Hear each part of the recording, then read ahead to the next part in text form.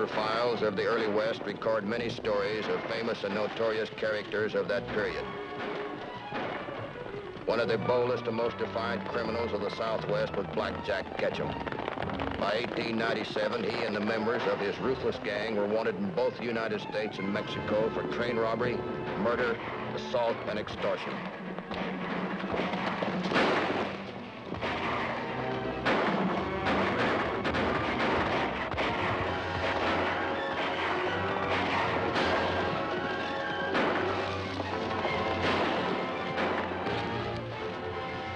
Pass the word to the boys.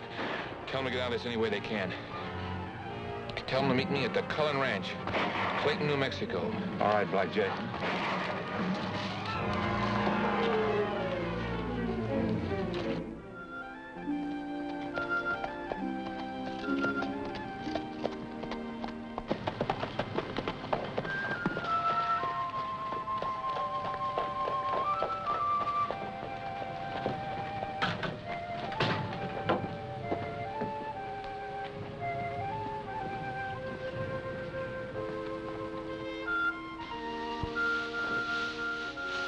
Hello, kid.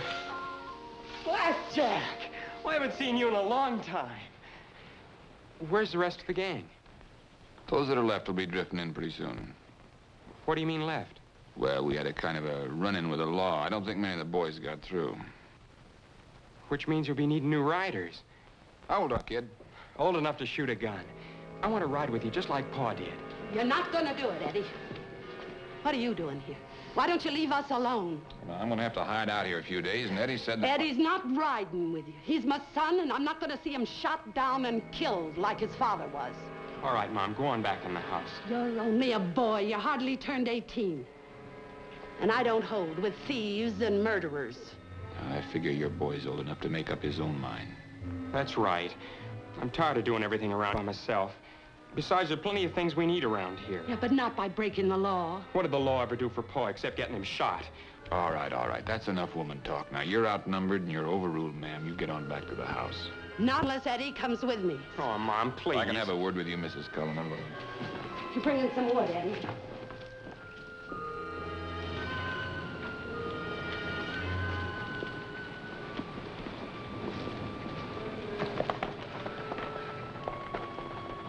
It's all right. It's just the rest of the boys. It's all that's left of the gang, Black Jack. Hello, Miss Cullen. Too bad you weren't all killed off. Now, look, Mrs. Cullen, we're sorry you lost your husband, but we're going to have to hide out here for a few days. And I'd advise you not to go running into the law. If you don't want something to happen to that boy of yours. Now go fix something to eat. The boys are hungry.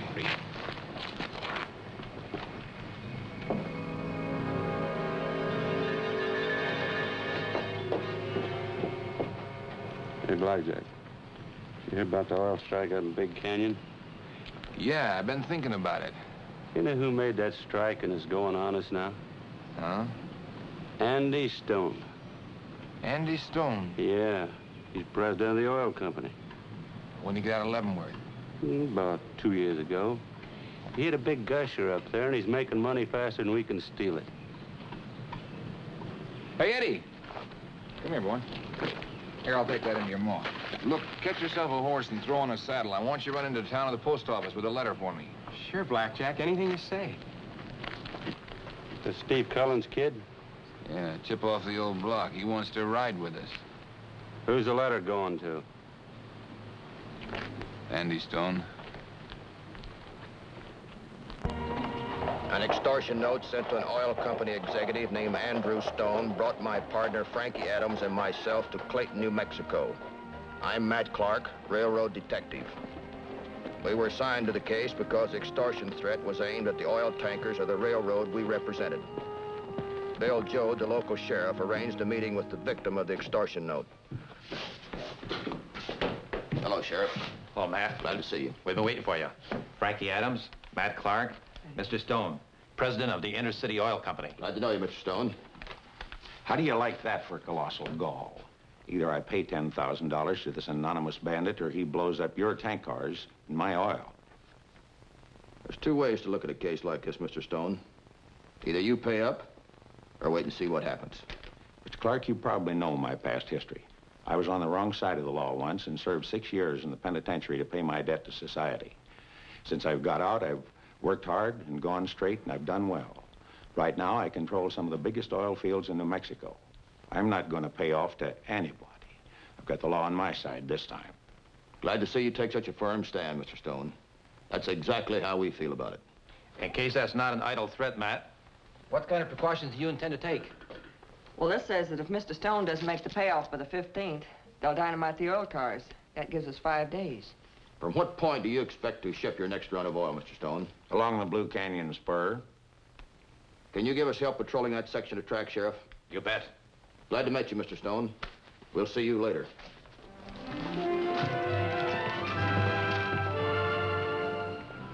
On the day after the threat, Frankie and one of Sheriff Joe's deputies and myself patrolled the country along the Blue Canyon spur.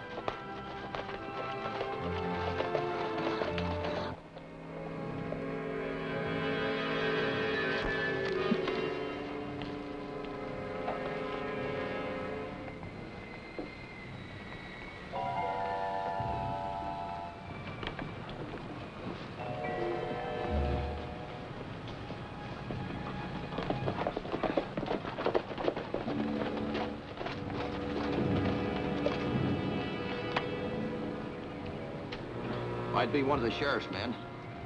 I'll check over by that trestle. You move on ahead and take a look at that tank car it's supposed to move out today. All right, Matt.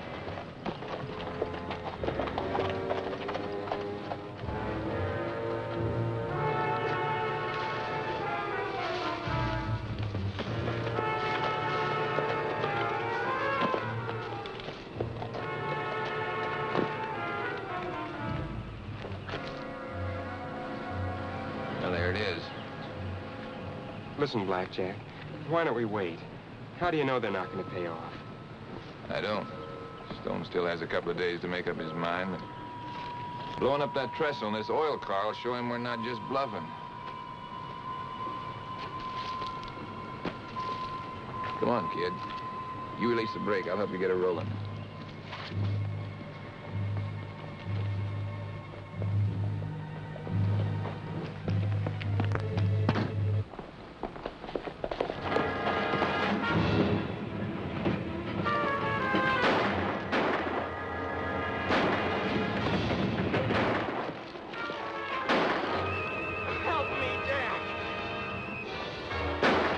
Don't leave me!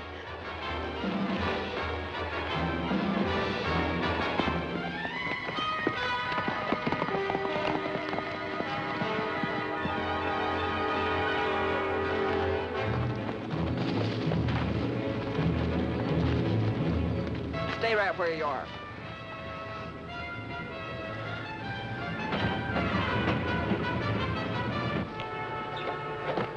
Hey, you!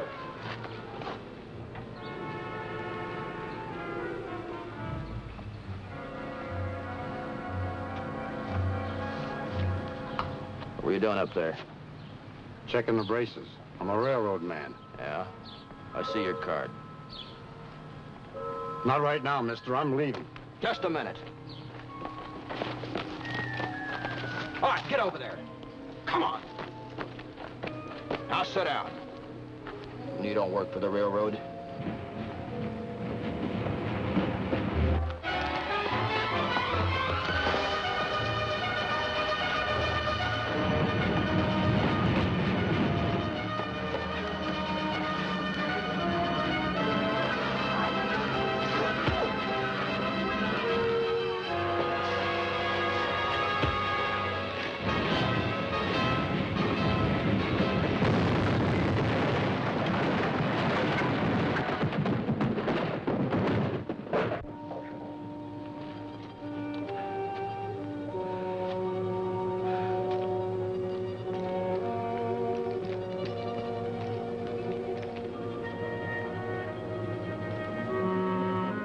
The young lad Frankie caught turning loose the oil car was a local boy known to the sheriff.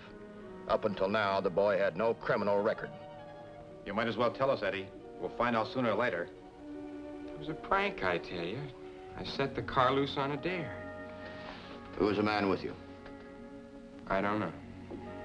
You called him Jack. Did I? I call lots of people Jack. It's the way I have of talking to people. Like, hi, Jack.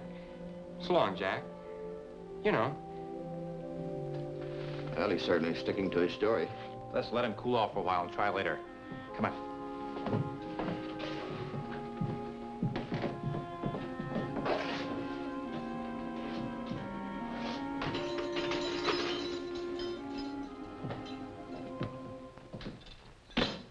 Well, Matt, what now? Did you tell me the boy's father was killed in a gunfight a few years ago? That's what I heard. I wasn't in this part of the state at the time. Why?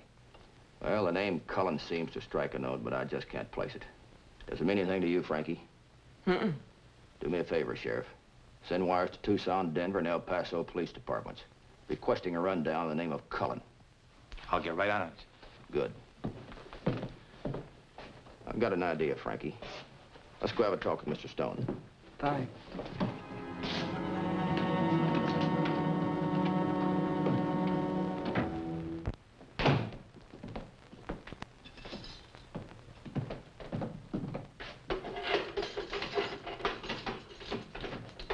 Okay, Eddie, you're free to go. How come? Writ. Insufficient evidence. I knew you couldn't hold me. Just sign this paper and you can go home to your mother. My oil goes up in smoke, and what have you people been doing about it? Nothing. Absolutely nothing. Just a minute, Mr. Stone. Never mind the excuses, Sheriff. Where's that railroad detective? Well, presently out on business, sir. Well, when he comes back, you tell him I'm through with him and his railroad. Tell him from now on I'm shipping my oil by wagon. I made a deal with a freighting company. We'll move my product at half the price. Please, Mr. Stone. Well, it's no secret. Or at least it won't have to be by morning. My oil will be on the road by then. Good day, Sheriff. And don't forget to give Clark my message. I won't forget, Mr. Stone. Letting you go free, Eddie, is against my better judgment. It's out of my hands. My advice to you is go right straight home and stay there. And keep out of further trouble. Thanks, Sheriff.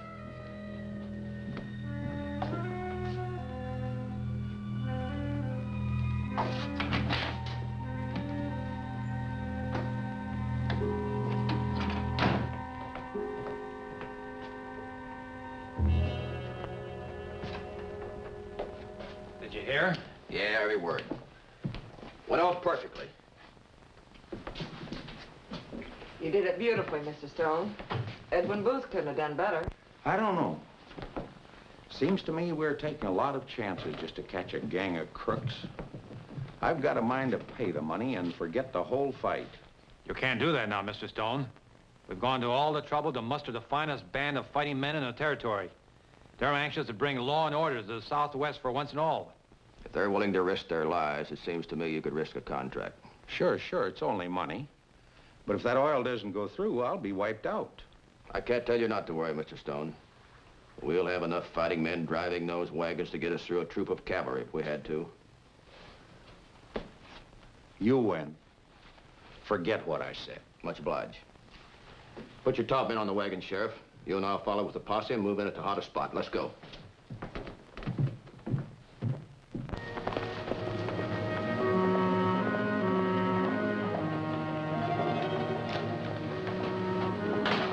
Eddie! Be right there, Mom. What's the idea of leaving me there alone with the law? They let you off, didn't they? I knew they didn't have nothing to hold you on. Yeah, because I kept my trap shut. I better go and say hello to Mom. Wait here.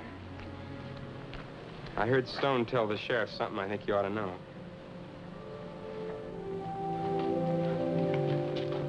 Mom.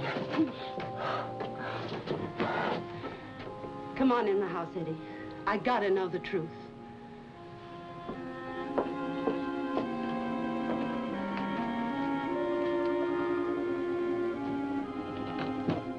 Well, Frankie, the oil wagons are all loaded and ready to roll. Now, if that kid runs true to form... Here are the answers on the kid's dad. They all agreed that Cullen was a member of Black Jack Ketchum's gang. Matt, do you think Blackjack's been behind all this trouble? Frankly, I don't know why I didn't think of Black Jack before. Extortion is one of his pet schemes. Looks like we flushed out a big bird, huh? About as big as they come. If they snap at our bait, we'll have one of the leaders of the worst gangs in the Southwest. And if it is Blackjack, I'll guarantee you one thing. He'll try to stop those wagons. Let's go tell your men we meet at dawn.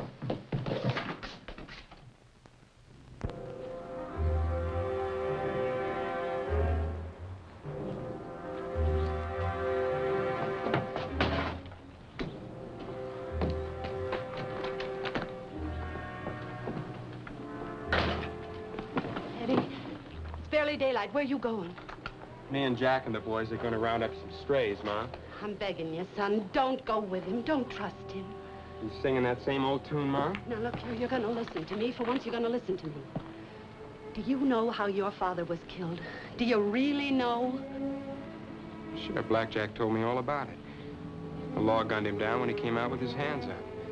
He didn't even have a chance to pray. The law shot him because he came out shooting. Because Ketchum sent him out to draw their fire so that Ketchum could get away. Why are you making up that silly story to turn me against Jack? No, it's the truth, I swear it. Your father made his way back here. He was dying. He told me how it happened. Just before he died, he told me. Why didn't you tell me before now? Well, I didn't want you ever to know. There wasn't ever any need for you to know.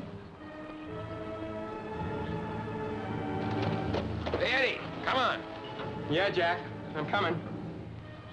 Don't worry, Mom.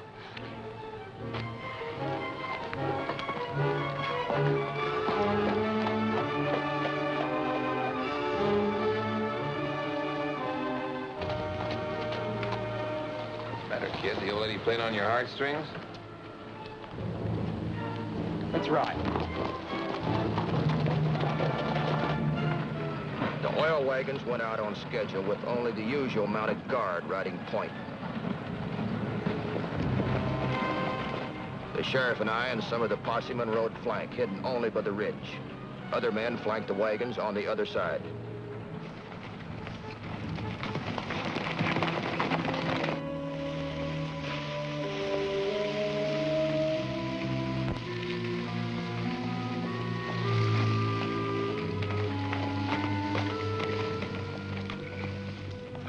Boys all finished with the kerosene? Yeah, the stuff scattered all along the canyon.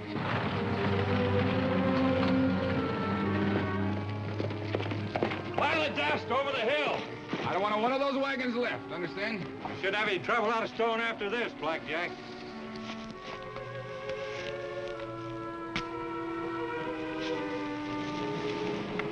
Okay, Eddie, set off the brush.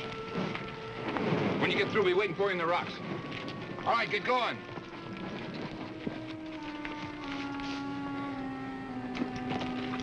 Keep an eye on the kid. If he gets soft, why...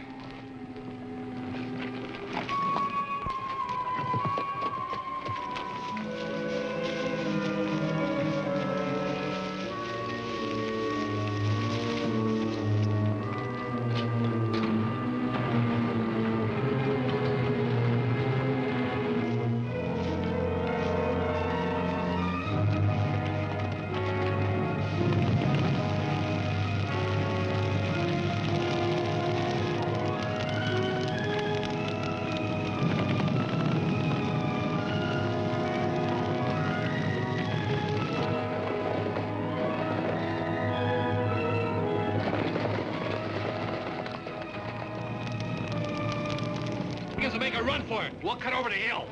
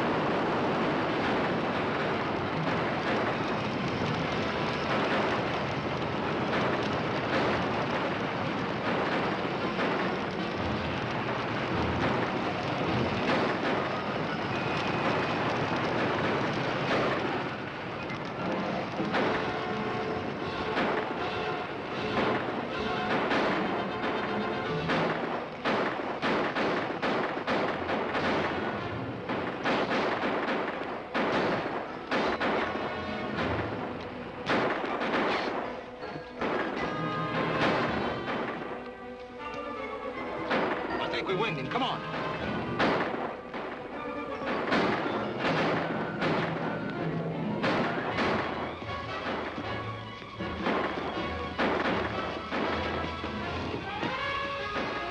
We're trapped.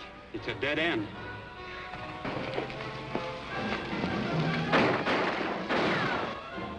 Looks like we'll have to make a break for it.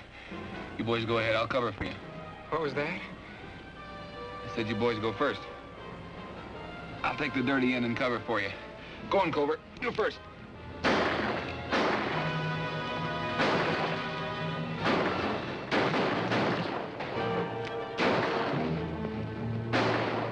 You got poor Covert. Go ahead, kid. You try it. Have you cover for me like you did for him? Like you did for my dad? You run out of here or I'll blow you out. Now move! If we go out, we go together.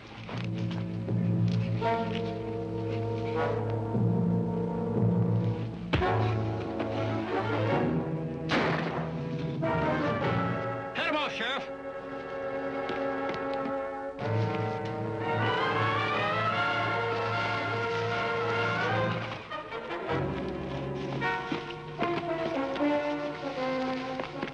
All right, Blackjack.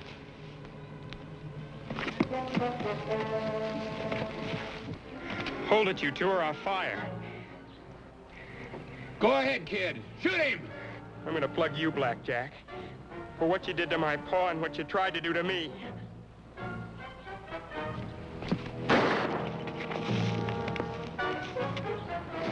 Oh! Get up there. What are you saving him for? Why didn't you let me kill him? Take it easy, kid.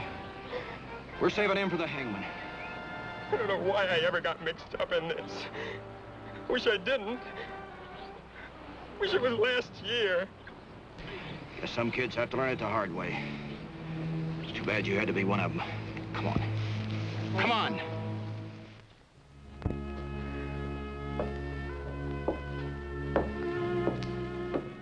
Don't worry, Mrs. Cullen. The doctor says his wound isn't serious.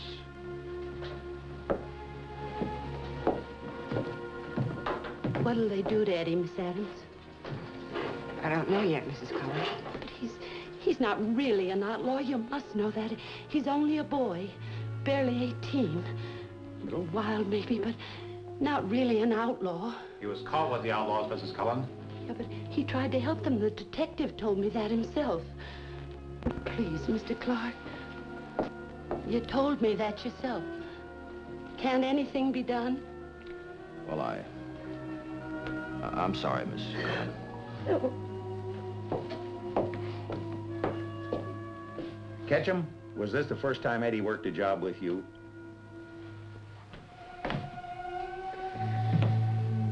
What do you want to know for? Because I know what jails are. If that boy goes to jail, he'll be bitter the rest of his life. Well, that boy's the least of my worries. Let him defend himself. On April the 26th, 1901, in Clayton, Black Jack Ketchum, Will Culver, and the rest of the gang were sentenced to hang for the crime of attacking a railroad, a death penalty in New Mexico. Look, the kid had nothing to do with it. You remember that, won't you? Ketchum, faced with the gallows, had a last-minute change of heart and cleared Eddie Cullen. The boy was released to the custody of his mother until he was 21. So ended a man who, believing that might makes right, finished in an unmarked grave.